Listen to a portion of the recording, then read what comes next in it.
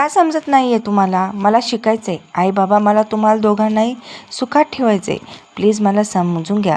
ती अगदी जीवाच्या काकुळतेने त्यांना समजावून सांगत होती. खूप ऐकून घेतलं तुझं, आणि 2 पुरुषासमोर आवाज काढायची हिंमत कशी झाली ग तुझी? जरा 4 इयत्ता शिकली काय दिलं लागोपाठोपाठ चुनूचुनू बोलायला लागलीस? प्रतापराव तिचे वडील तावातावाने बोलले. बाबा, ती उठून त्यांच्या पायाजवळ बसली. बाबा, मला कलेक्टर बनायचं आहे. माझं स्वप्न आहे ते. आणि तुम्हीच बोलला होता ना तुम्ही माझी स्वप्न पूर्ण करणार. मग आता कसं काय बोलता? कालपर्यंत तर सगळं ठीक होतं. मी आत्ताच माझा रिझल्ट घेऊन आले. बघा, जिल्ह्यात पहिली आली मी. तिने ते 9 करोड मार्कशीट त्यांच्यासमोर धरलं. काय गं, जास्त जीभ उचलली तुझी मागून तिच्या भावाने तिचे केस धरलं आणि ओढत बाजूला फेकलं. तिच्या हातातलं मार्कशीट घेऊन फेकून फाडून टाकलं. स्वतःच्या आई आणि वहिनीकडे बघते ना, त्यांची कधी मान तरी वर होते का पुरुषासमोर? चेहरा कायम झाकलेला आणि नजर खाली. स्त्रियांचं काम हे फक्त नवऱ्याला खुश ठेवणं एवढंच असतं. तुझ्यासाठी सरपंचाचं स्थळ आलंय. आत्तापर्यंत घरची मुलगी आहे म्हणून सगळे लाड पूर्ण झालेत. आता 20 वर्षाची झाली तू. लग्न तर झालंच पाहिजे. त्याने मागून तिचे केस ओढत आवाज वाढत सांगितलं. दादा सोड, दुखतंय. ती कळवळत होती. मग बोल, लग्न करायला तयार होणार की नाही? तो नाही. मला माझं स्वप्न पूर्ण करायचं आहे, ती धीराने बोलली. पण पुढच्या क्षणी तिच्या जोरात कानाखाली बसली, जी तिच्या बाबांनी मारली होती. खूप माज झालाय तुला. सुनंदा, हिला रूममध्ये बंद करून टाका. संध्याकाळी पाहुणा बघायला येणार आहेत, तर चांगलं तयार करा. 2 दिवसात लग्न लावून द्यायचं हिचं. ब्यात आलीये जन्माला. त्यांनी पायाने तिला बाजूला ढकललं आणि पुढच्या मोठ्या मोठ्या मिशनवरून हात फिरवत बाहेर गेले. त्यांच्या मागोमाग भैरव म्हणजे तिचा भाऊसुद्धा तिला पाय मारून गेला. चल ग. तिची आई म्हणजे सुनंदा तिने बखोटीला धरून उचललं आणि खरचटत खरचटत रूममध्ये नेलं. आई, तू अशी का वागतेस? मी मुलगी आहे ना तुझी. तुला काहीच कसं कळत वाटत नाही? मी तर ह्यांना तुला पोटातच मारायला सांगितलेलं. जन्मालाच घालायची नव्हती. पण सरपंचाच्या वडिलांनी त्यावेळी शब्द दिला होता, तुला सून करून घेणार, म्हणून जगलीस तू. सुनंदाने ते सांगितलं. तू एक आई असून एवढी निष्ठुर कशी असू शकतेस? तुझ्याच पोटात मोठी झाली आहे ना मी. तुला काहीच कसं वाटत नाही माझ्याबद्दल? ती आई मी फक्त माझ्या भैरवची आहे. तरी तुला एक गोष्ट सांगते, आता वाचलीस म्हणून दरवेळी वाचणार नाहीस. मुलीचं काम हे फक्त चूल आणि मूल एवढंच आहे. त्यामुळे हे शिकणं खूळ तुझ्या डोक्यातून काढून टाक आणि सरपंचांना कसं खुश करायचं त्यावर विचार कर. तिची आई बडबडली आणि बाहेर निघून गेली. ती विदिती पाटील, देवपुरा गावातील व्यापाऱ्यांच्या घरात जन्माला आलेली एकुलती एक मुलगी. घरात पैसा खूप, पण ज्या घरात सरस्वतीला स्थान नाही तिथे लक्ष्मी तरी किती दिवस टिकणार होती? काही महिन्यापासून धंद्यात पाटलांना सारखा तोटाच होत होता. त्यावेळी सरपंचांच्या त्यांच्या मुलीचा हात मागितला आणि प्रतापरावांनी मागचा पुढचा विचार न करता मान हलवली. विधी, जेवण आणलंय. तिची गीता वहिनी हातात जेवणाचं ताट घेऊन आली. मला नकोय. विधीने ते नाकारत मान हलवली. रडून रडून डोळे सुजले होते. मला समजते तुझी अवस्था विधी. मला सांग, किती परिस्थिती आली तरी तुझ्या स्वप्नाकडे पाठ तर फिरवणार नाहीस ना? गीता वहिनी, कधीच नाही. कुणीही किती विरोध केला तरी मी माझं धैर्य पूर्ण करणार. विधीने ती निश्चयाने मान हलवली.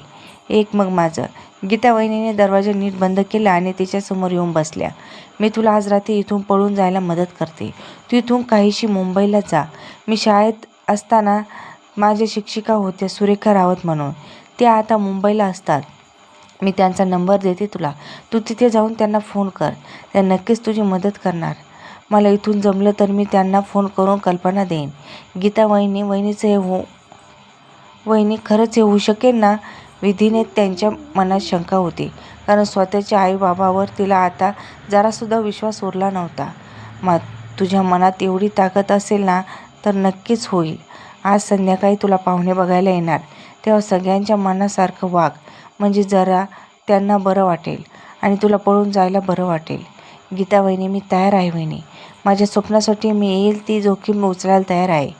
विदिती छान असा आता हे सगळं जेवण संपव, मी नंबर घेऊन येते. गीता वहिनीने तिच्यासमोर जेवणाचे ताट ठेवलं आणि त्या बाहेर आल्या. आजूबाजूला कोण नाही हे बघून लागोपाठ त्यांनी त्यांच्या मधून नंबर आणला आणि विधीकडे दिला. वहिनी, मी प्रॉमिस करते, कलेक्टर बनल्यावर पहिलं इथे येईन आणि तुला या सगळ्या माणसाच्या तावडीतून सोडवेन. विदिती, बाळा, तू मोठी झालीस ना, त्याच्यातच सगळं आलं. माझी पण स्वप्न होती, पण मी माझ्या आईबाबासमोर बोलण्याची हिंमत नव्हती, म्हणून मी अशी राहिली. गीता वहिनी, तुझी स्वप्नसुद्धा नक्की पूर्ण होणार. मी आहे ना, मी हिंमत हारणार नाही. या तिघांनाही त्यांच्या कर्माची शिक्षा देऊनच राहणार. विदितीने निश्वास सोडला, मान हलवली. चल, तू आता थोडा वेळ आराम कर. आई नंतर तुला तयारी करायला उठवायला येतील, तेव्हा शांतपणे त्या सांगतील तसं कर. गीता वहिनी गीता वहिनी बाहेर गेली तसं विदिती विचार करत बेडवर पडली. जेव्हा जन्माला आली तेव्हापासून तिला लाडात ठेवलं होतं. अभ्यासाचं वेड लागलं म्हणून गावातल्या शाळेत पण घातलं होतं. प्रचंड हुशार होती ती. पुढे शिकायचं वेड लागलं आणि आता घरात बोलायला आली तर तिला तिच्या लाडात वाढण्याचं कारण कळलं. ती जन्माला आली त्यावेळी तिच्या नशीब लिहिलं गेलं होतं सरपंचाचीच होणारी बायको म्हणून.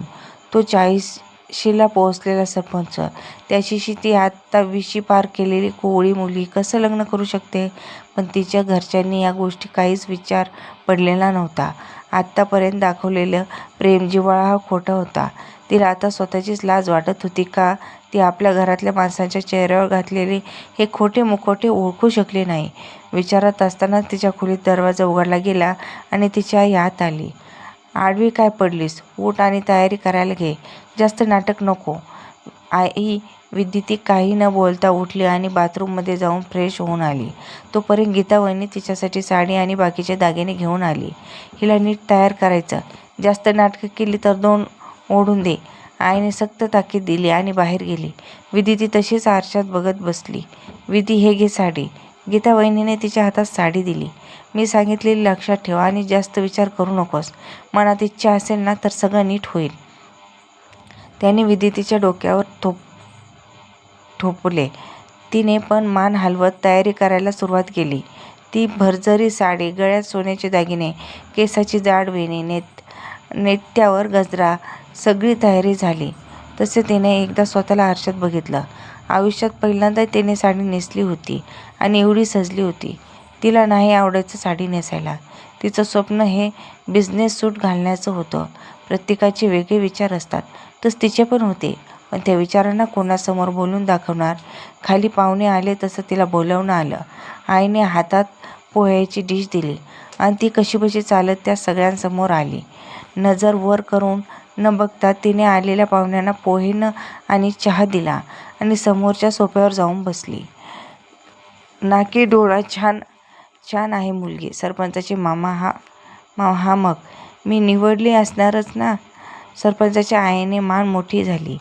जेवण बनवता येतं ना? सरपंचाची आई विदितीने मान हलवली. वहिनीने आधीच सांगितलं होतं त्यांच्यासमोर जास्त बोलायचं नाही. विदितीला घरातील सगळं काम करायला येतात. प्रतापणी यायलाच हवी. सरपंचाची आई विदितीने जरा नजर वर केली तर समोर बसलेला तो मुलगा तिच्याकडे वासनेने भरलेल्या नजरेने बघत होता. मला बोलायचं आहे हिच्याशी, त्याने सांगितले. हो का नाही भैरव? लागोपाठ विदितीला त्यांना त्या घर दाखवायला सांगितले. त्या मुलाची नजर सारखी विदितीच्या पोटाकडे दिसणाऱ्या उघड्या भागाकडे होती आणि हे तिला जाणवत होतं, पण ती काहीच करू शकत नव्हती. खूप छान दिसतेस तू. सरपंच विदितीला काहीही बोलली नाही. लाजू नकोस, अजून काही दिवसांनी आपले लग्न होईल. नंतर सरपंचाने तिच्या अंगावरून नजर फिरवली. विदितीने आवंढा गेला. सगळ्या गावाला माहिती होतं सरपंच कसा आहे, कशा रात्री रंगीन करतो, पण तरीही तिच्या घरातले त्यांना काहीच फरक पडत नव्हता.